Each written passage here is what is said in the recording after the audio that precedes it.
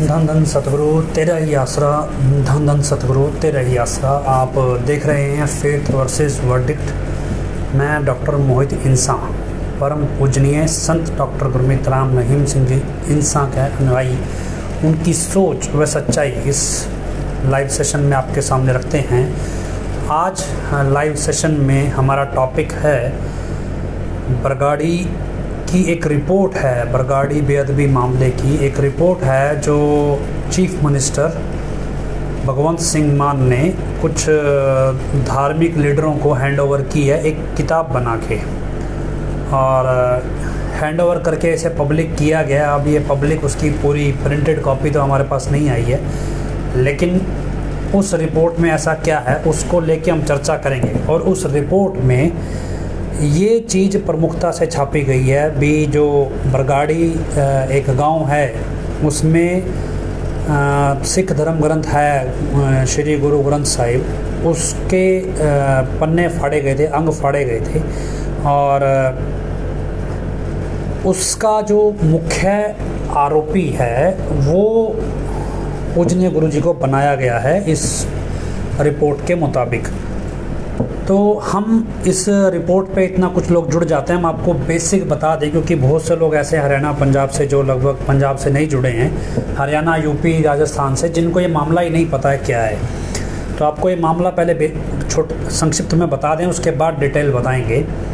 2015 जून 2015 में एक फरीदकोट का गांव बुर्ज जवाहर सिंह वाला एक गांव था। उस गांव के एक गुरुद्वारा से सिख धर्म ग्रंथ को चुराया गया, चोरी कर लिया गया, और चोरी करने के बाद वो कहाँ गया किसी को कोई जानकारी नहीं थी। उसके बाद अक्टूबर आते आते, उसी में 2015 अक्टूबर आते आते कुछ दीवारों पे, बुर्ज जवाहर सिंह वाला या उसके आसपास के गांव की दीवारों पे कुछ विवादित पोस्टर मिले। उस पोस्टर्स के ऊपर नारा लिखा गया था और उसके अलावा चेतावनी लिखी गई थी, और ये चेतावनी दी गई थी भी श्री गुरु ग्रंथ साहिब के मसले में भी इसको इनका अपमान किया जाएगा, कुछ इस तरह से आपत्तिजनक पोस्टर चिपकाए गए थे। और उसके बाद अक्टूबर में ही श्री गुरु ग्रंथ साहिब के जो अंग हैं, जिसे क्योंकि सिख धर्म में उसे अंग कहा जाता है, वो एक जीवित गुरु के तौर पे माना जाता है, और वैसे हम साइंटिफिकली एक धर्म ग्रंथ कह देते हैं उसे, उनके पन्ने वो फाड़े गए और फाड़ के वो बिखेर दिए गए गलियों में। इस मसले पे मुकदमे दर्ज हुए और मुकदमे की जांच होते होते ये रिपोर्ट दर्ज हुई है, और इस रिपोर्ट में ये कहा गया है कि ये सारी साजिश हजूर पिताजी की थी। ये इस रिपोर्ट का निष्कर्ष है। इस मसले के अंदर और बहुत सारी चीज़ें ऐसी हुई जो शायद आपको ना पता हों। जिस गुरुद्वारे से ये ग्रंथ चोरी हुआ, उस गुरुद्वारे के बिल्कुल सामने एक शख्स की दुकान थी, नाम था गुरुदेव, ऐसे कुछ नाम था, गुरुदेव नाम का शख्स था उस गुरुद्वारे के बिल्कुल सामने। अब अचानक से जब इस केस की जांच सबसे पहले चल रही थी, जस्टिस जोरा सिंह कमीशन की तरफ से, एक रिटायर्ड जस्टिस थे जोरा सिंह, वो इसकी जांच कर रहे थे। उस जांच में जब इस बात का दबाव बनाया जाने लगा भी गुरुदेव सिंह, क्योंकि उस गुरुद्वारे के बिल्कुल सामने रहता है और डेरा सत्संगी भी है, प्रेमी भी है, तो संभव है कि वो इसके बारे में जानता हो, इसलिए उसका बयान लिया जाना चाहिए। लेकिन उसके बयान लेने से पहले ही उसकी यूपी के कुछ गैंगस्टर्स ने लखनऊ से आकर हत्या कर दी, दिन दहाड़े, सुबह सुबह अर्ली मॉर्निंग उसे मार दिया गया। उसकी मौत के जस्ट बाद 24 घंटे के अंदर अंदर उसकी घरवाली को एक सरकारी नौकरी दे दी गई और 20 लाख का मुआवजा उस समय की सरकार ने दिया। ये क्यों दिया ये समझ से परे है, लेकिन ये भी दिया गया, इसमें कोई दो राय नहीं है। उसके बाद ये जांच ठंडे बस्ते में चली गई, सरकार बदल गई, और सरकार बदलने के बाद जब दोबारा जांच हुई तब एक जस्टिस रंजीत सिंह हैं कोई रिटायर्ड, उनका कमीशन बिठाया गया। उन्होंने अपने कमीशन में एक रिपोर्ट थी, और उस रिपोर्ट के मुताबिक महेंद्र पाल बिट्टू का नाम सामने आया, जो 45 मेंबर है महेंद्र पाल बिट्टू, उसने ये सब कुछ करवाया। और उसके बाद हर्ष धूरी, प्रदीप क्लेर, संदीप बरेटा का नाम आया, और उसके बाद इस सब के ऊपर जो मास्टरमाइंड है उसमें राकेश जिड़वा, जो हनीप्रीत का मौजूदा पीए है और 2013 से वो हनीप्रीत का पीए है।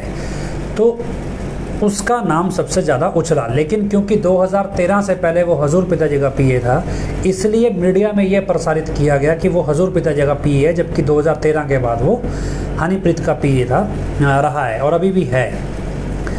तो लेकिन जब जांच आगे बढ़ी और इस जांच में राकेश जिड़वा को कभी भी जांच में शामिल किया नहीं गया, और अचानक से एक दिन पंजाब पुलिस चली जाती है सुनारिया, और वहाँ से जो सवाल जवाब होते हैं वो पब्लिकली दे देती है। उसके बाद जैसे ही वो एडम ब्लॉक जाती है डॉक्टर नैन से पूछताछ करने, अचानक से इन्वेस्टिगेशन क्लोज हो जाती है और कंक्लूड हो जाती है। और कंक्लूड होने के बाद बिना किसी एविडेंस के हजूर पिताजी का नाम इस मसले में डाल दिया जाता है। और अब भगवंत मान की सरकार ने ये सारी रिपोर्ट कुछ धार्मिक लीडरों को हैंड ओवर करके मतलब ये साबित करने की कोशिश की है भी देखो जी हमने तो सारी जांच पूरी कर दी, ये पकड़ो कॉपी। मतलब क्या है कि कोर्ट उन भगवंत मान, क्योंकि क्या है कि कोर्ट के हिसाब से, क्योंकि ये मसला एक आम तौर पे कहावत है, मतलब कानून के दायरे में भी जब तक दोष साबित ना हो जाए तब तक आरोपी निर्दोष है। लेकिन एक सोशल ग्राउंड पे एडवांस में भगवंत मान गवर्नमेंट हजूर पिताजी को दोषी साबित करना चाहती है। क्यों? क्योंकि उनकी जांच में दम नहीं है। दम कैसे नहीं है? मान लीजिए आम आदमी पार्टी का एक कार्यकर्ता किसी शहर के अंदर कोई अपराध कर दे, तो क्या उसके लिए अरविंद केजरीवाल रिस्पॉन्सिबल है?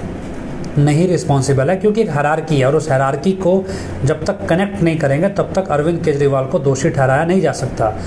लेकिन अगर ज़बरदस्ती चार्जशीट में अरविंद केजरीवाल का नाम डाल दिया जाए उस कार्यकर्ता के बयान पे, तो ये भी कोर्ट में टिकने वाला ग्राउंड नहीं है, क्योंकि भगवंत मान गवर्नमेंट को पता है कि उनकी इन्वेस्टिगेशन बोगस है और करप्शन पे बेस्ड है। करप्शन किस लिए कह रहे हैं वो भी हम आपको बताएंगे, क्योंकि करप्शन के भी एविडेंस हैं। करप्शन पे बेस्ड है, इसलिए इसे सोशली एस्टैब्लिश किया जा रहा है जानबूझ के, ताकि कोर्ट ट्रायल करे ना करे और उसमें एक आम तौर पे एक धार्मिक उन्माद उकसाया जाए और पंजाब के अंदर दंगे भड़काए जाएं। ये एक प्रॉपर स्ट्रेटजिकल प्लान है जो भगवंत मान गवर्नमेंट पंजाब को हो सकता है बर्बाद करने के लिए कर रही है। क्यों कर रही है? क्योंकि इसकी इन्वेस्टिगेशन में एक SIT बनी जो SPS परमार नाम के पुलिस ऑफिसर हैं, कोई सीनियर IG, उनकी देखरेख में हमारी तरफ से कह लीजिए या डेरा के सत्संगियों की तरफ से कह लीजिए, करीब करीब 2 या 3 या 4 बार जितने भी ये भगोड़े आरोपी थे, तब इन्वेस्टिगेशन कंक्लूड नहीं हुई थी। ये भगोड़े आरोपी जो थे, इन आरोपियों को पकड़ने, इन आरोपियों की लोकेशन, इनका वीडियो, इनका फ़ोटो और बाकायदा ये सब कुछ इनको फ़ोन पे बताया गया। लेकिन SIT ने फ़ोन पे जवाब दिया कि गवर्नमेंट का ऑर्डर नहीं है इनको गिरफ्तार करने का, इसलिए हम इन्हें गिरफ्तार नहीं कर सकते। मतलब ये SIT का SPS परमार की टीम का जवाब था भी हम गिरफ्तार नहीं कर सकते क्योंकि गवर्नमेंट का ऑर्डर नहीं है। हाल फिलहाल पिछले 2 महीने में 10 बार करीब लोगों ने, यहाँ स्थानीय लोगों ने प्रदीप कलेर, हर्ष धूरी, संदीप बरेटा को सिरसा, डेरा में, फतेहाबाद में या अलग अलग जगहों पे आम घूमते देखा है। और ऐसा नहीं है कि इसकी जानकारी पंजाब पुलिस को नहीं दी गई। अलग अलग टाइम पे अलग अलग तरह से जानकारियाँ पंजाब पुलिस को दी जाती रही हैं और ये जानकारियाँ पंजाब पुलिस के पास पहुंच भी रही हैं, लेकिन उनका कहना है भी गवर्नमेंट का ऑर्डर नहीं है। जब मान गवर्नमेंट आई तब भी ये डिटेल पंजाब पुलिस को दी गई, लेकिन पंजाब पुलिस का कहना था भी चीफ मिनिस्टर ने हमारी मीटिंग ही नहीं ली और हमें कोई ऑर्डर ही नहीं दिया, तो हम इस पर अभी कुछ कर नहीं सकते हैं। और ये सारी बातचीत SIT के इन्वेस्टिगेशन ऑफिसर्स के साथ चलती रही लगातार। उसके बाद जो पंजाब चीफ मिनिस्टर हैं, उनके कुछ मीडिया एडवाइज़र या कह लीजिए पर्सनल फ्रेंड्स हैं, उनको भी टाइम पे अलग अलग तरह से जानकारियाँ दी जाती रही भी ये जो इन्वेस्टिगेशन है वो गलत डायरेक्शन में जा रही है और ये इंटेंशनली जा रही है और इसमें अच्छा खासा करप्शन है। लेकिन क्या है कि जानबूझ के इस मसले को हर तरह से दबाया गया, जिससे साफ स्पष्ट दिखता है भी अब हो क्या रहा है। जब संगरूर की सीट आम आदमी पार्टी हार गई है और उनको दिख रहा है भी रिलीजन बेस्ड पॉलिटिक्स जो है कि जो एक सिमरजीत मान जो MP बने हैं और एक तरह से हार हुई है भगवंत मान की संगरूर की सीट पे, उसके बाद जो रिलीजन बेस्ड पॉलिटिक्स पंजाब में उभरने लगी है उस पर राजनीति खेलने के लिए हो सकता है आम आदमी पार्टी एक नई चाल चल रही है और इस नई चाल में वो अब डेरा को इस्तेमाल करने लगी है, जैसे पहले अकाली दल और कांग्रेस इस्तेमाल करता रहा है। और क्योंकि इस सब में डेरा को इस्तेमाल करने के लिए हनीप्रीत और राकेश जिड़वा को हाथ में उनको बचाना बहुत ज़रूरी है, क्योंकि यही दो मास्टरमाइंड हैं जो डेरा के जरिए हर एक क्राइम को अंजाम देते हैं डेरे के इस्तेमाल से। और इसलिए अब मान गवर्नमेंट भी इस क्रिमिनल सिंडिकेट का हिस्सा बन गई है जैसे पहले बाकी लोग थे। और ये इसलिए क्योंकि अभी तक ऐसा नहीं है। आप देखिए जो जो विटनेस सामने आते गए, जिस पे उम्मीद बंधी भी ये सच्चाई बताएगा, वो सच्चाई बताने से पहले मार दिया गया। चाहे वो पुलिस की कस्टडी में था, चाहे वो बाहर था, चाहे वो आरोपी ऑन रिकॉर्ड था, चाहे वो नहीं था। उसमें लिस्ट गिनना शुरू कीजिए। गुरदेव सिंह जो बुर्ज जोहार सिंह वाला में था, उसकी हत्या हो गई। हत्या के बाद तुरंत उसकी घरवाली को सरकारी नौकरी भी दी गई और 20 लाख का मुआवजा भी दिया गया, जबकि उस गुरदेव सिंह की हत्या में सरकार की कोई कमी नहीं थी। सरकार, ऐसा नहीं है भी सरकार ने कोई सुरक्षा दे रखी थी, उस सुरक्षा में चूक हुई, या सरकार के पास कोई अलर्ट जारी हुआ था, या गुरदेव सिंह ने अपनी जान की सुरक्षा की मांग की थी, तो ये सब कुछ हुआ। लेकिन ऐसा कुछ नहीं था, इसलिए सरकार मुआवजा देने के लिए बाउंड नहीं थी। मुआवजा भी दिया, सरकारी नौकरी भी दी विदिन 24 आवर्स। उसके बाद जब ये Mahendra Pal Bittu, Nabha security jail, Nabha high security jail मानी जाती है पंजाब में, हाई सिक्योरिटी जेल में जब उस महेंद्र पाल बिट्टू ने मजिस्ट्रेट के सामने ये अपना कबूलनामा दिया कि राकेश डिड़बा के इशारे पे ये सारा बरगाड़ी बेअदबी मामले कांड को अंजाम दिया गया और ये ऑन रिकॉर्ड है। और उसके बाद पंजाब उस समय की एसआईटी जो रणबीर खटड़ा थे डीआईजी, उनकी एसआईटी ने ये रिपोर्ट सीबीआई को भी बना के भेजी। उसके बाद इससे पहले अगली सुनवाई हो कोर्ट के अंदर या अगली कोई कार्रवाई होती तो जेल के अंदर कुछ 4 साल पुराने मामले में किसी गैंगस्टर को गिरफ्तार किया गया और जेल के अंदर उस गैंगस्टर ने महेंद्र पाल बिट्टू की हत्या कर दी। मतलब ये जांच राकेश डिड़बा तक ना पहुंच जाए, इससे पहले महेंद्र पाल बिट्टू की हत्या हो गई।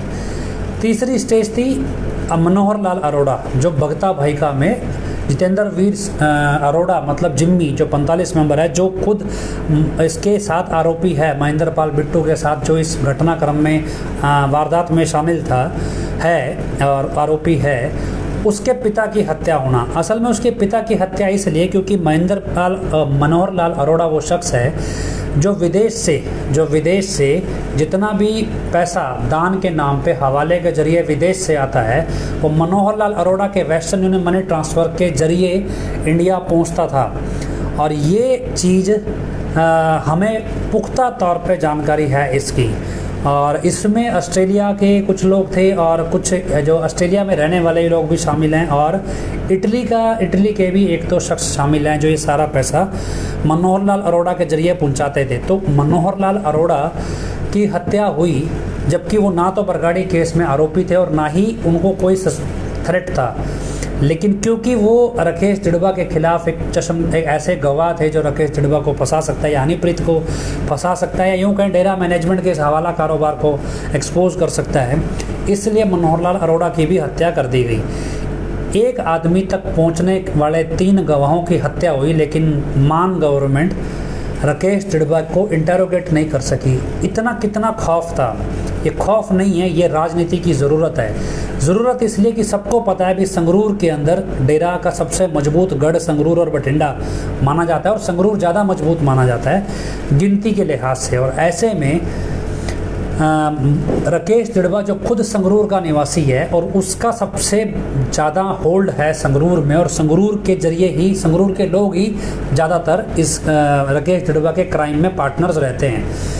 और इसलिए राकेश डिड़बा को अपनी राजनीति चमकाने के लिए साथ में मिलाए रखना हर पॉलिटिशियन की पंजाब के अंदर ज़रूरत है। और यही ज़रूरत मान गवर्नमेंट को दिखाई देती है भी जब रिलीजन बेस्ड पॉलिटिक्स के जरिए के उसमें वो अब उनका जो मतलब उनकी जो पकड़ है वो पंजाब से छूट रही है। और ये संगरूर गवर्नमेंट में संगरूर इलेक्शन में उन्होंने देख लिया, अब वो रिलीजन बेस्ड पॉलिटिक्स में पंजाब को बाकी पार्टियों की तरह आपस में डिवाइड एंड रूल की पॉलिसी खेलने के डायरेक्शन में मान गवर्नमेंट बढ़ रही है। और इसमें नुकसान किसका है? इस रिपोर्ट में ऐसा कुछ नया नहीं है जो पहले वाली रिपोर्ट में था, कुछ नया नहीं है। एक आम सत्संगी जो बिल्कुल गांव के स्तर पे रहने वाला सत्संगी है, उसके कन्फेशन पे, उसकी स्टेटमेंट पे हजूर पिताजी को एक्यूज़ बनाया गया है। और जबकि 3 भगोड़े सरेआम खुलेआम घूम रहे हैं सिरसा में, और पुलिस को इसकी जानकारी है, और पुलिस कहती है अभी गवर्नमेंट का ऑर्डर नहीं है इसे पकड़ने के लिए। ऑर्डर नहीं है तो अब क्यों ऑर्डर नहीं है ये तो भगवंत मान ही बता सकते हैं। लेकिन इस सब मसले में एक चीज़ समझ आ रही है कि आम आदमी पार्टी 3-4 महीने के बाद ही पंजाब से अपनी पकड़ लूज़ कर रही है। वो खैराती गवर्नमेंट है, मतलब आपको गवर्नेंस नहीं है, एक खैरात की गवर्नेंस है भी। खैरात बांट के गरीबों को बहुमत की गवर्नेंस चलाई जाती है, जबकि एक्चुअल गवर्नेंस नहीं है। और वो क्राइम कंट्रोल पैटर्न नहीं है, क्योंकि सिद्धू मूसेवाला के केस में और अभी दीप सिद्धू वाला मैटर हुआ या जो भी हुआ, इस केस में कितना लॉ एंड ऑर्डर के लिए सीरियस है मान गवर्नमेंट, वो सबको मालूम है। मैं किस तरह से आम वीआईपीज़ को, जितने भी पंजाब के वीआईपीज़ हैं उनको एक्सपोज कर दिया गया है डेथ थ्रेट के लिए, और एक तरह से खुल के गैंगस्टर कल्चर पंजाब में फ्लरिश हो रहा है। तो ये अपने आप में एक प्रूवन फैक्ट है कि जो पहले जो आरोप लगते रहे हैं आम आदमी पार्टी पे क्रिमिनल्स का सपोर्ट लेने के, वो आरोप अब शायद कुछ उसमें दम दिखाई देने लगा है। और इसी पॉलिटिक्स के ऊपर शायद आम आदमी पार्टी अब चल पड़ी है, और इसी पॉलिटिक्स का नतीजा है ये जो रिपोर्ट आज पब्लिकली की गई है। क्योंकि कोर्ट में डिफेंड करने के लिए फैक्ट्स नहीं है मान गवर्नमेंट के पास, इसलिए वो सोशल ग्राउंड पे पंजाब को ये एडमिट करा देना चाहती है भी जो इन्वेस्टिगेशन है वो सच है, और कोर्ट की बजाय वो पब्लिकली इसे गुरुजी को डिफेम करके एक तरह से एस्टैब्लिश कर रही है। यही काम उनकी एसआईटी ने पहले किया जब पब्लिक किए सारे क्वेश्चनर, और उसके बाद ये काम वो अब इसको आगे एंडोर्स कर रहे हैं। मतलब ये कि पंजाब गवर्नमेंट का जो भी इन्वेस्टिगेशन पैटर्न है, फ़िलहाल जो भी ऑर्डर उनकी गवर्नेंस चल रही है, वो एक तरह से पूरा अब करप्शन बेस्ड है आज इस केस में। क्यों बेस्ड है? क्योंकि इस केस के बाद और क्या क्या हुआ, इस केस की बैकग्राउंड क्या है। जो एक इन्वेस्टिगेशन रिपोर्ट के मुताबिक, justice Ranjit Singh commission report के मुताबिक, MSG2 मूवी जब रिलीज़ होनी थी, उस रिलीज़ को लेके उस समय की रूलिंग पार्टी के साथ एक डील हुई, और उस डील में रूलिंग पार्टी और MSG कंपनी के जो डायरेक्टर थे या कह लीजिए जो ऑनर थे, उनके बीच में एक फाइनेंशियल डील हुई, जिसके बदले में सब कुछ हुआ। और MSG2 फिल्म को रिलीज़ करवाना था, जिसमें एक माफ़ीनामा जारी हुआ, और ये दिखाया गया भी माफ़ीनामा हजूर पिताजी ने भेजा है, और ये माफ़ीनामा जो हजूर पिताजी ने भेजा है इसे एक्सेप्ट किया गया अकाल तख्त की तरफ से। और उसके बाद ये भी सवाल उठे कि अकाल तख्त के जो लीडर थे उस समय के, या उस जो भी थे, उन्होंने भी इस चीज़ पे सवाल उठाए भी अकाल तख्त को भी कंप्रोमाइज़ किया गया, अकाल तख्त साहिब को जैसा वो बोलते हैं, सॉरी, अकाल तख्त साहिब को कंप्रोमाइज़ किया गया, उनके ऑर्डर्स को भी, उनकी जो भी उनकी व्यवस्था है, ये सब आरोप लगते रहे। और उस सब के बाद इस सब को पैसिफाई करने के लिए बरगाड़ी प्लान करना पड़ा। एक थॉट प्रोसेस बरगाड़ी का ये भी है। दूसरा थॉट प्रोसेस है भी एक किसी रिलीजियस किसी समागम में कोई मांझी कोई सिख प्रचारक हैं, उनके किसी समागम के अंदर इंसान के लॉकेट तोड़ के फेंके गए, और महेंद्र पाल बिट्टू ने उसका बदला लेने के लिए सब कुछ किया। और उसके बीच में एक सिख लीडर की हत्या का प्लान भी किया गया, जिसमें राकेश जड़वा ने एक रिवॉल्वर सप्लाई किया। राकेश जड़वा और प्रदीप कलेर ने एक रिवॉल्वर सप्लाई किया महेंद्र पाल बिट्टू को, एक सिख लीडर को मारने के लिए, और वो उसके बाद वो वापस किया गया राकेश जड़वा को। ये सारा इन्वेस्टिगेशन का पार्ट है, जिसमें राकेश जड़वा हर तरफ से मास्टरमाइंड दिखता है। लेकिन पूरी अब क्या है कि ये पूरी कॉन्स्पिरेसी इसलिए है कि राकेश जड़वा को बचाना है। इट मीन्स हो सकता है भी भगवंत मान के साथ भी कुछ ऐसे क्रिमिनल सिंडिकेट जुड़े हों जिसकी जानकारी राकेश जड़वा रखता है, और जिसे छुपाने के लिए मान गवर्नमेंट को ये सब कुछ ऐसा करना पड़ रहा हो। तो ये कोई बड़ी बात नहीं है, और ये कोई नई चीज़ नहीं है।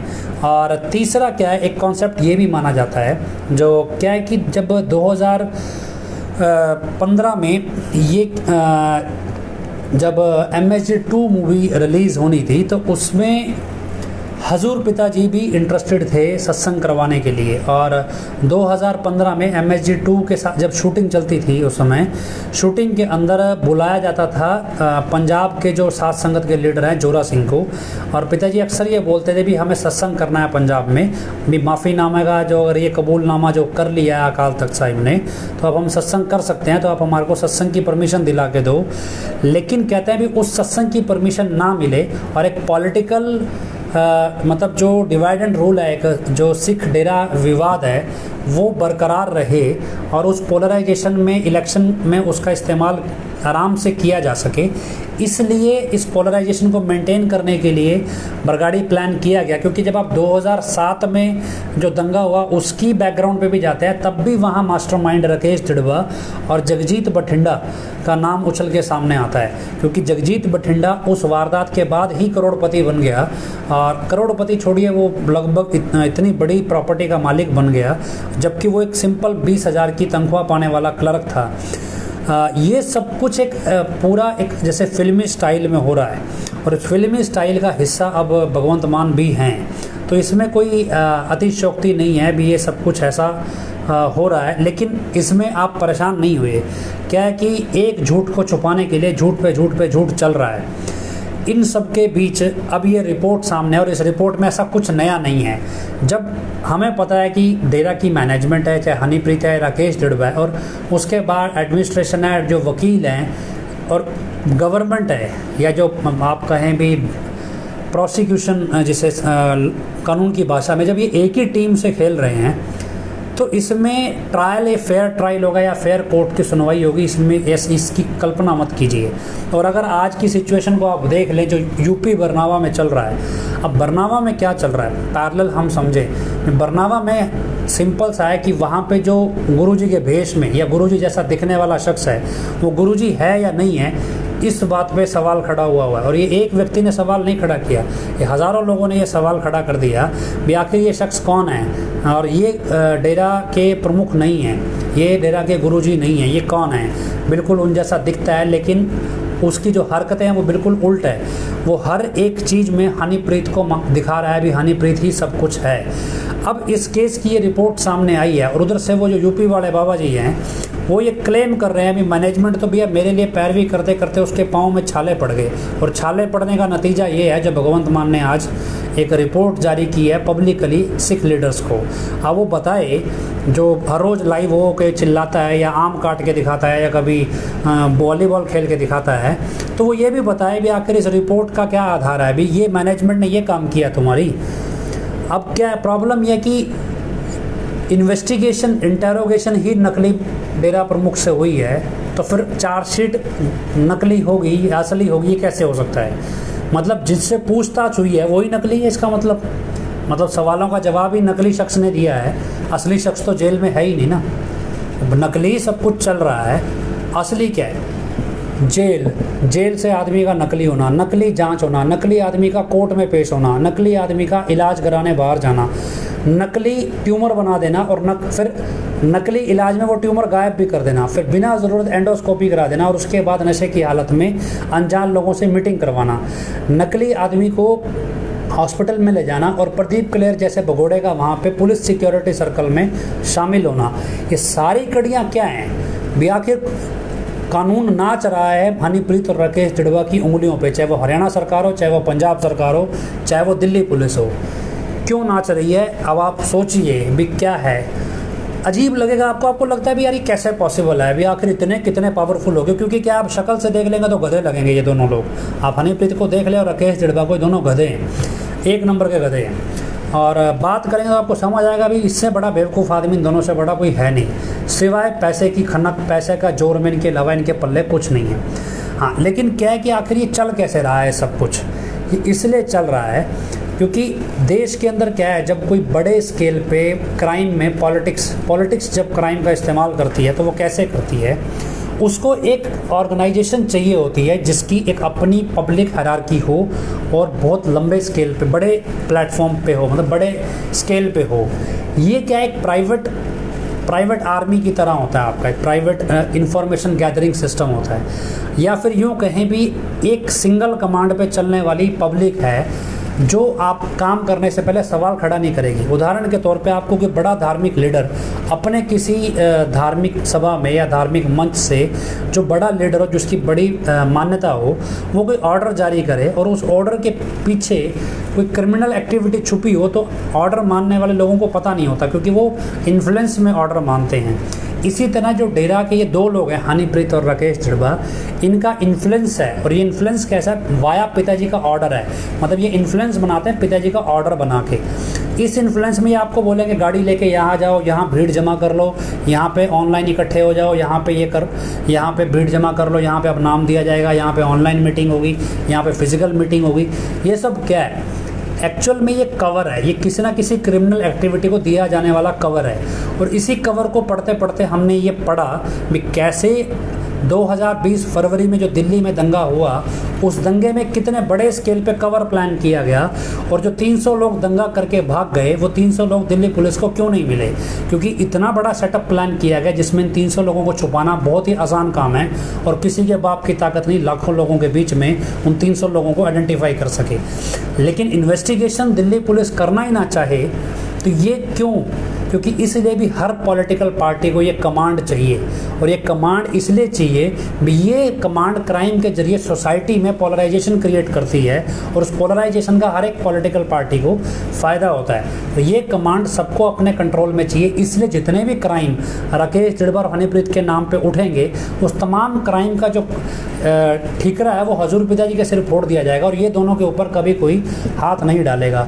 और यही वजह एकाएक हरियाणा उस टाइम पे भी जब हनीप्रीत के ऊपर, इन सबके ऊपर से एकाएक बिना किसी बहस के देशद्रोह के चार्ज अचानक से हट गए कोर्ट में, पंचकुला की सुनवाई होते होते, और अचानक से ये सब कुछ हो रहा है। और ये ऐसा ही होगा। ये अब क्या है कि इसलिए क्योंकि एक ऐसा सिस्टम है जिसको कभी भी सरकार को अगर लगेगा भी ख़त्म करना तो ख़त्म कर देगी, क्योंकि ये यूज़ एंड थ्रो है। जब तक इस्तेमाल करना है कर लो, क्योंकि इनके पास इस्तेमाल होने के अलावा कुछ चारा नहीं है, और ये आपको इस्तेमाल करते रहेंगे। इसलिए इन्होंने अब नकली गुरुजी बना दी।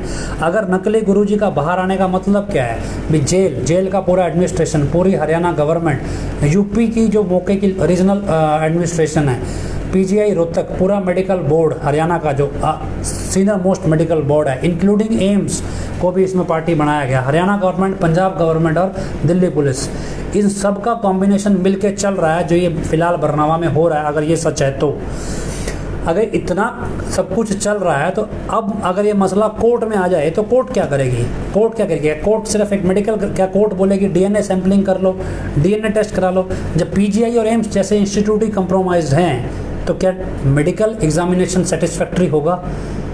कुछ नहीं कह सकते। जब पुलिस और रीजनल कोर्ट कमिश्नर्स तक इन्वॉल्व हैं इन सब चीज़ों में, तो क्या कोर्ट कमिश्नर के जरिए ये वेरिफिकेशन हो जाएगा? नहीं होगा। तो फिर ये वेरिफिकेशन कैसे होगा? और हाई कोर्ट का रवैया तो हम पिछले 6 महीने से देख ही रहे हैं। एक चिट्ठी को पुख्ता करने में हरियाणा सरकार को 6 महीने का समय दिया, और जैसे ही वो पुख्ता हुई और फिर सवाल खड़ा हुआ तो ये पैरोल फर्जी आ गई, और अब इसको एविडेंस बनाने की कोशिश की जा रही है। उसके अलावा जो और सब खिचड़ी चल रही है वो अलग।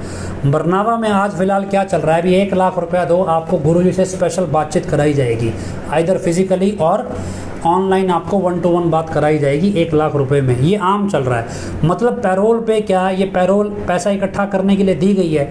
हमने आपको पहले बोला, थोड़े टाइम पहले भी एक नोटिस भेजा एडम ब्लॉक को कुछ लोगों ने, और नोटिस भेजा और वो नोटिस वापस आ गया। एडम ब्लॉक ने वो नोटिस रिसीव नहीं किया। रिसीव कैसे किया? लिफाफा फाड़ के पढ़ लिया और पैक करके वापस भेज दिया डाकिए को। जब इतना सब कुछ बिक रहा है तो एक डाकिया भी बिक जाएगा, कौन सी बड़ी बात है। तो वो नोटिस वापस भेज दिया भी यहाँ पे, मतलब डेरे के एडम ब्लॉक में PR नैन नाम का शख्स कोई रहता ही नहीं है, ये डाक विभाग का कहना है। अब आप अंदाज़ा लगाएं भी नोटिस वापस आ गया। इसके अलावा ये नोटिस हनीप्रीत की कोठी से वापस आ गया भी, हनीप्रीत प्रियंका तनेजा नाम की कोई लेडी यहाँ पे रहती ही नहीं है, वहाँ से भी ये नोटिस वापस आ गया। सच कहूँ से नोटिस वापस आ गया भी। सच कहूँ कि प्रेस में कोई प्रकाश सरवारा या तिलक राज शर्मा नाम का कोई संपादक है ही नहीं। मतलब ये नोटिस वहाँ से भी वापस आ रहे हैं। अजीब है ये नोटिस कैसे वापस आ रहे हैं, क्योंकि अब आप रजिस्टर्ड एड्रेस पे नोटिस भेज रहे हैं, रजिस्टर्ड पोस्ट से, और वो नोटिस वापस आ जा रहा है। चलिए वो तो अलग बात है। ये मसला क्या है? ये छोटा मोटा नहीं है, ये 2 से 3 हज़ार करोड़, अब तो पता नहीं कितना गुना इन दिनों जो चल रहा है, डेली 10-10 करोड़ रुपया जो ये मीटिंग्स के नाम पे इकट्ठा हो रहा है बरनावा में, और पुलिस बाहर पहरा दे रही है उस पैसे पे बैठ के। अंदर क्या चल रहा है घटनाक्रम मालूम नहीं। आपको एक दिलचस्प बात बताएं, हमने आपको 2 दिन से छुपाए रखी कि बठिंडा की मीटिंग के बाद अचानक से बरनावा में मीटिंग बंद क्यों हो गई। असल में कुछ सफाई कर्मचारी जो वहाँ पे सफाई कर रहे थे, उनके अंदर वहाँ से एक अफवाह उड़ी है या फिर एक खबर निकली है। वो खबर ये निकली है भी सफाई करते दौरान बठिंडा के जब लोग वहाँ पे आए मिलने बरनावा में, लगभग 50,000 से 1 लाख लोग वहाँ पे जब आए, तो उनकी गाड़ियाँ बिना चेकिंग के पंडाल के अंदर लगवाई गई। और उसके बाद जब वो गाड़ियाँ गई तो वो जैसे ही वो प्रोग्राम ख़त्म हुआ तो आधे घंटे के अंदर अंदर फटाफट से वो पंडाल खाली करवा लिया गया, सफाई करने नहीं दी गई। लेकिन बाद में जब सफाई की गई तो कहते हैं कि वहाँ ये अफवाह उड़ी है या वहाँ से खबरें निकली हैं कि सफाई करने के दौरान पंडाल में विस्फोटक सामग्री मिली है, मतलब बारूद मिला है, एक तरह का विस्फोटक सामग्री मिली है। अलग अलग हिस्सों में 5 या 6 पैकेट सुनने में आ रहा है मिले हैं। उसके बाद अचानक से वहाँ पे बहुत सारी पुलिस आई और ये सारे तंबू उखाड़ दिए गए और एकदम से डेरा बिल्कुल क्लीन कर दिया गया। उसके बाद ये भी जानकारी आई भी कुछ प्राइवेट सिक्योरिटी के लोग 3-4 गाड़ियों में बैठ के पंजाब वहाँ पे बरनावा पहुँचे जो सत्संगी नहीं थे, और उन्होंने वहाँ की सिक्योरिटी का जिम्मा संभाल लिया। अब मौजूदा समय की ये है कि अब वहाँ पे उत्तर प्रदेश का लोकल बंदा कोई भी सिक्योरिटी में तैनात नहीं है, सब सिर्फ हरियाणा और पंजाब के लोग ही हैं। उत्तर प्रदेश के स्थानीय लोगों को वहाँ से बाहर निकाल दिया गया है। अब उस 4 दीवारी में क्या प्लानिंग चल रही है, क्या चल रहा है, ये किसी को नहीं मालूम है। लेकिन इतना मालूम है भी डेली वहाँ पे मीटिंग्स के नाम पे करोड़ों रुपया इकट्ठा हो रहा है, और वो कौन से क्राइम के लिए हो रहा है और कैसे हो रहा है ये मालूम नहीं है। इसके अलावा अगर वास्तव में वहाँ पे विस्फोटक पदार्थ मिला है, अगर वास्तव में बरनावा में विस्फोटक पदार्थ मिला है, तो क्या बठिंडा की मीटिंग की आड़ में जो बिना चेकिंग के गाड़ियां पंडाल में घुसाई गई, क्या उन गाड़ियों के बीच में किसी ऐसी गाड़ी में विस्फोटक सामग्री पंजाब भेजी गई है? तो क्या ये संभव है? तो हो सकता है भी ये भी संभव हो, क्योंकि जब मोड़ मंडी बम ब्लास्ट करवाया जा सकता है तो ये अगला कोई करवा देंगे तो कोई बड़ी बात नहीं है, क्योंकि ये चीज़ दिख रही है। दूसरा ये भी सोचना है कि जब 20 से ज़्यादा मेमोरेंडम भगवंत सिंह मान को दे दिए गए पंजाब सरकार में, तो भगवंत मान ने उस मेमोरेंडम पे क्या कार्रवाई की, क्यों नहीं संज्ञान लिया, और मेमोरेंडम देने वालों को क्यों नहीं बुलाया कभी भी? आखिर किस बिना पे आप बोल रहे हैं भी ये मास्टरमाइंड राकेश जड़बा है, आपके पास क्या सबूत हैं? ये भी एक अपने आप में स्पष्ट है भी क्या भगवंत मान अब डेरा के क्रिमिनल सिंडिकेट का एक हिस्सा बन चुके हैं, ये भी आपको सोचना है। और क्या ये जो बरनावा से इस तरह की खबरें आ रही हैं, और कल को जैसे बोला गया अभी सलावतपुरा में मीटिंग होनी है, तो हो सकता है ये विस्फोटक आगे जो ऑनलाइन मीटिंग्स हो रही हैं, ये उन ऑनलाइन मीटिंग्स के लोकेशन से ये आगे ट्रांसफ़र कर दिया जाए अगर वहाँ से आया है तो। और कल को कोई भविष्य में वारदात हो और आप घर बैठे समाज के दुश्मन बन जाएं भी डेरा के लोगों ने इस वारदात को अंजाम दिया, तो आप क्या करेंगे? तो आप तब बोलेंगे भी क्या बाबा जी यूपी वाले असली थे कि नकली, या आपको बिना चेकिंग वहाँ पे सब कुछ किया गया, कैसे किया गया? आपको अंदाज़ा लगे भी क्यों हजूर पिताजी के टाइम जब 2017 के समय में 17 से पहले या 25 अगस्त 17 से पहले किस तरह से मीटिंग्स करवाई जाती थी, कितना चेकिंग प्रोटोकॉल होता था, और अचानक से सारा प्रोटोकॉल ख़त्म क्यों कर दिया गया? ये सारी चीज़ें आपको सोचनी चाहिए और समझनी चाहिए, क्योंकि कल जिस ट्रैक पे मान गवर्नमेंट चल रही है और जिस ट्रैक पे डेरा एडमिनिस्ट्रेशन चल रही है और जिस ट्रैक पे हरियाणा और दिल्ली सरकार और दिल्ली पुलिस चल रही है, ये डिस्ट्रक्टिव प्रोसेस है जो एक झूठ को छुपाने के लिए झूठ पे झूठ पे झूठ पे झूठ चलाया जा रहा है। एक आदमी को बचाने के लिए मर्डर पे मर्डर पे मर्डर होते चले जा रहे हैं, और ये तमाम चीज़ें किस स्केल तक पहुंच जाएंगी पता नहीं, और कब ये खुलेंगी और कौन इसे खोलेगा कुछ नहीं कह सकते। भी कल को हाई कोर्ट कितना सीरियसली इन मुद्दों को लेगी या नहीं लेगी ये भगवान जाने, लेकिन मंडे 4 जुलाई सोमवार को शायद इस मसले पर कोर्ट में कुछ सुनवाई हो भी, ये आया है, लेकिन जानकारी मिली है। पर अब कितनी होगी नहीं होगी पता नहीं है, पूरी डिटेल नहीं आई है अभी, पर सुनने में आया भी 4 तारीख को सुनवाई इसमें शायद हो सकती है। किस तरह के मसले में होती है मालूम नहीं, लेकिन कुछ इसी तरह से रिलेटेड मसलों में सुनवाई 4 जुलाई को है। तो खैर ये देखना रहेगा भी क्या होगा क्या नहीं। लेकिन अब अगर आप डेरा सत्संगी प्रेमी हैं तो आप किस तरह से सोचेंगे इन सारी घटनाक्रम को?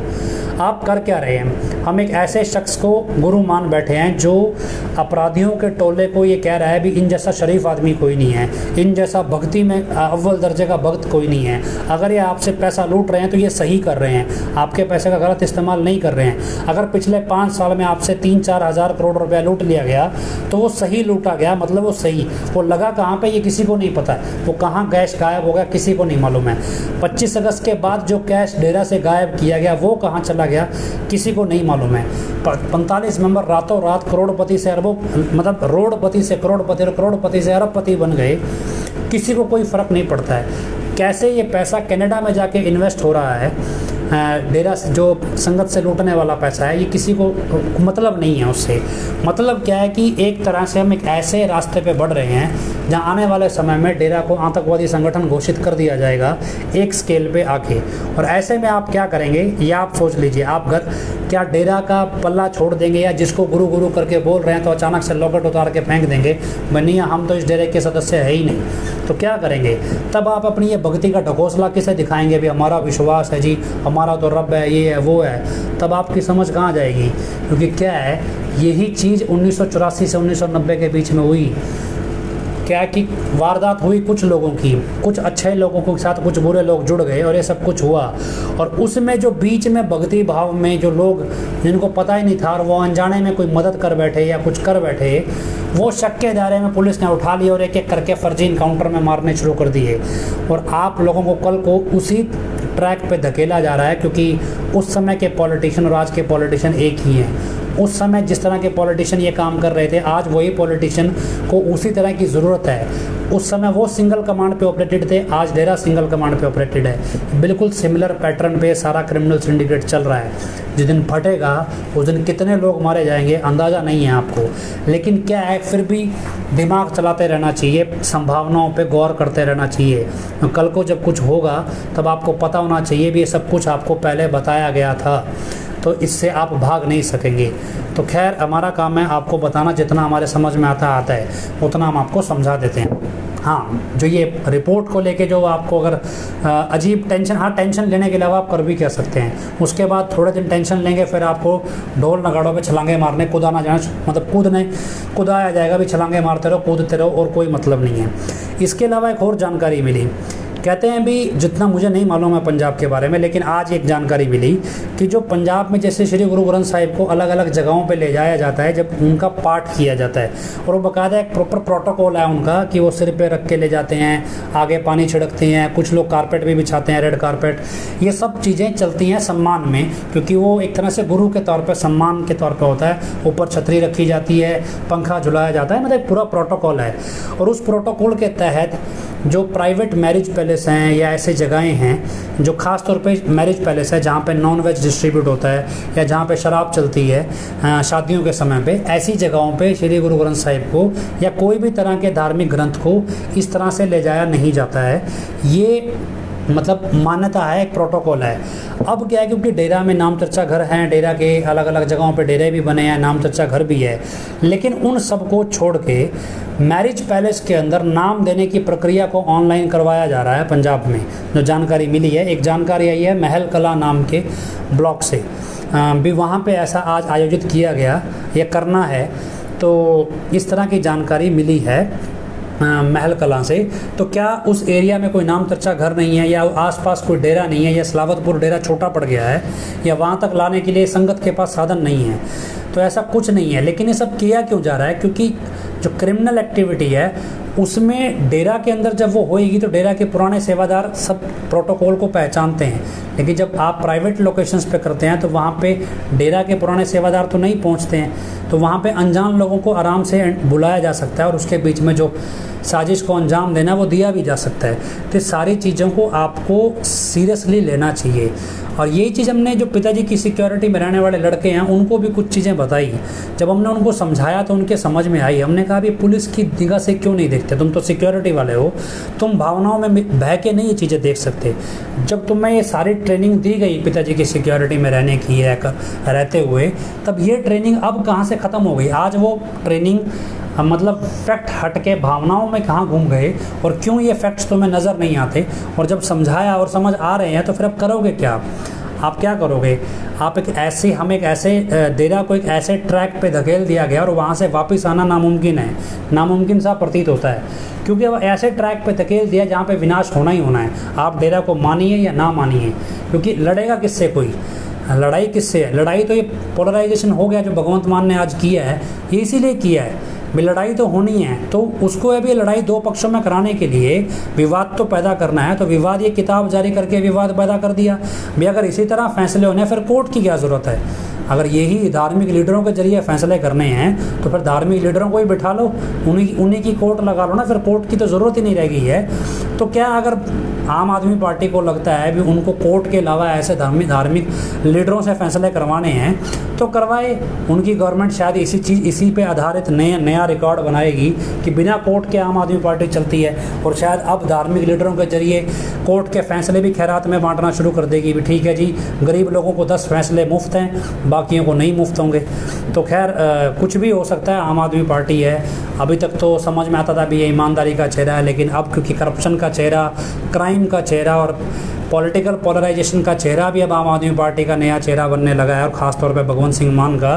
तो खैर भगत सिंह कह देना आसान है, भगत सिंह का नाटक करना आसान है, और भगत सिंह बनना इतना आसान नहीं है, और उनके आदर्शों पे चलना इतना आसान नहीं है। तो खैर यही जानकारी हम आपको देना चाहते थे। तो हम उम्मीद करते हैं आपको जानकारी फ्रूटफुल होगी, समझ आएगी, और आप तकनीकी तौर पे समझेंगे, भावनाओं के आवेश में नहीं। और अगर फिर भी आपको कोई चीज़ अजीब लगे तो आप सवाल पूछना चाहें तो आप इनबॉक्स में मैसेज भेज सकते हैं या फिर कमेंट्स कर सकते हैं। तो अगर हम 2-4 मिनट हो और अगर आपके हमें पास हों तो हम कुछ कमेंट्स ले सकें, तो वो कमेंट्स हम ले सकते हैं। अगर कोई कमेंट देना चाहे भी इस मसले के ऊपर, कोई कमेंट, अगर 1-2 मिनट हम और इंतज़ार करते हैं, और इतना हम प्रार्थना करते हैं हुजूर पिता जी के चरणों में कि हमारी प्रार्थना उनके चरणों में पहुँचे, ईश्वर के चरणों में, क्योंकि हम तो उन्हें ईश्वर मानते हैं। तो प्रार्थना पहुँचे और समझदार लोग समझें और सच्चाई जल्दी सामने आए। तो इस सब के लिए आप हुजूर पिता जी के चरणों में नारा लगाएं, धन धन सतगुरु तेरा ही आसरा, धन धन सतगुरु तेरा ही आसरा। और इस कोई सवाल आपका हो तो 1-2 मिनट हम और इंतज़ार करते हैं। अगर नहीं आता है कोई सवाल तो हम आगे ख़त्म करते हैं, अरदास लगाते हैं फाइनली जी। तो कोई सवाल मुझे नहीं दिखाई दे रहा है, चलिए हम अरदास लगाते हैं, फिर लास्ट में देख लेते हैं। धन धन सतगुरु तेरा ही आसरा, हे मालिक तुझे लाज है, अब बहुत हो गया, तू दया में रहमत कर, तेरे प्यार मोहब्बत के राह में हमें कोई दुख तकलीफ़ ना आए, तो ऐसी रहमत बख्श वह सबको सुमति दे, किस तरह से देनी है यह तो सब जानता है, जिसको जैसे देनी है वैसे दे, वो तेरी मर्जी, धन धन सतगुरु तेरा ही आसरा। तो अब एक सवाल पूछना भी, शाही परिवार का इस सब में क्या रोल है? देखिए शाही परिवार की चुप्पी ये बताती है या तो वो इस सारी वारदातों में शामिल हैं, या फिर क्या है कि वो डरा धमका के उनको चुप कराया गया है। दोनों में से एक बात हो सकती है, ये तो जब वो बोलेंगे तभी पता चलेगा, और बंद कमरे में 2-4 लोगों के बीच में बोलते रहेंगे तो उससे कोई फ़र्क नहीं पड़ता है उनका बोलना ना बोलना। तो चलिए, और कोई सवाल हमें दिखाई नहीं दे रहा है। कोर्ट में केस कर सकते हैं, नहीं धर्म के ठेकेदारों के खिलाफ़ क्यों करेंगे? हम तो इन्वेस्टिगेशन को चैलेंज कर सकते हैं, धर्म के ठेकेदारों के खिलाफ़ कोई केस बनता ही नहीं है। ये केस बनता है इन्वेस्टिगेशन को चैलेंज, आप पुलिस के खिलाफ़, पंजाब सरकार के खिलाफ़ कोर्ट जा सकते हैं। और क्योंकि आपका डायरेक्ट इसमें पार्टी नहीं है तो आप PIL में, पब्लिक इंटरेस्ट में ये जा सकते हैं। और शाही परिवार के मैटर में चीज़ है भी, शाही परिवार चुप है। अब वो बरनावा गए हैं तो कुछ लोगों का कहना है उनको बरनावा देखा गया है, और उसके अलावा वो कुछ बोल नहीं रहे हैं। जिन्हें पिताजी कहा जा रहा है, यूपी वाले बाबा जी को, वो स्टेज के ऊपर शाही परिवार को जलील कर रहे हैं, और शाही परिवार चुपचाप अपनी जलालत सह रहा है। तो इस सब के साथ क्या शाही परिवार दबाव में है या वो भी इन अपराधों में शामिल है, ये तो इसमें अभी हम कुछ कह नहीं सकते। लेकिन ज़्यादातर ये है कि क्या हो सकता है और क्या नहीं हो सकता मालूम नहीं। लेकिन फ़िलहाल अभी एक सवाल पूछ रहा है भी, हम क्यों नहीं चले जाते देखने? मान लो मैं देखने चला जाता हूँ और मुझे यकीन हो जाए भी ये सब कुछ सही है, तो क्या मेरा यकीन करना ये साबित करता है कि सब कुछ सही है? मैं अकेला नहीं ना हूँ बोलने वाला, मेरे साथ हज़ारों लोग और हैं जो ये मानते हैं सब कुछ नकली है। मान लो मैं जाके तसल्ली करा और मुझे तसल्ली हो गई और मैं कह दूँ ये सब कुछ सही है, तो क्या बाकी हज़ारों लोग मेरी तसल्ली पे कन्विंस होंगे? क्या उनका कोई कानूनी अधिकार नहीं है? क्या उनका आर्टिकल 25 में धर्म को मानने का मतलब अधिकार नहीं है? उनका फंडामेंटल राइट नहीं है ये खुद जानने का भी क्या सच है और क्या झूठ? तो इसके लिए कोर्ट बनाई गई है, इसके लिए हायर कोर्ट भी है। तो मेरे अकेले का सेटिस्फाई होना कोई बड़ी बात नहीं है। मतलब ये आप सोच के देखिए, मैं अकेला सेटिस्फाई क्यों हो जाऊँ? अगर मैं जाके हो भी जाऊँ तो मैं नहीं चाहता कि मैं ऐसे अकेला सेटिस्फाई हूँ। मैं चाहता हूँ कि हम हज़ारों लोग एक साथ सेटिस्फाई हों, मैं अकेला नहीं। तो वो एक साथ सेटिस्फाई हम वहाँ जाके नहीं होना चाहते, हम पब्लिक डोमेन में होना चाहते हैं। बंद कमरों में बंदूक की नोक पे मीटिंग नहीं करी जा सकती।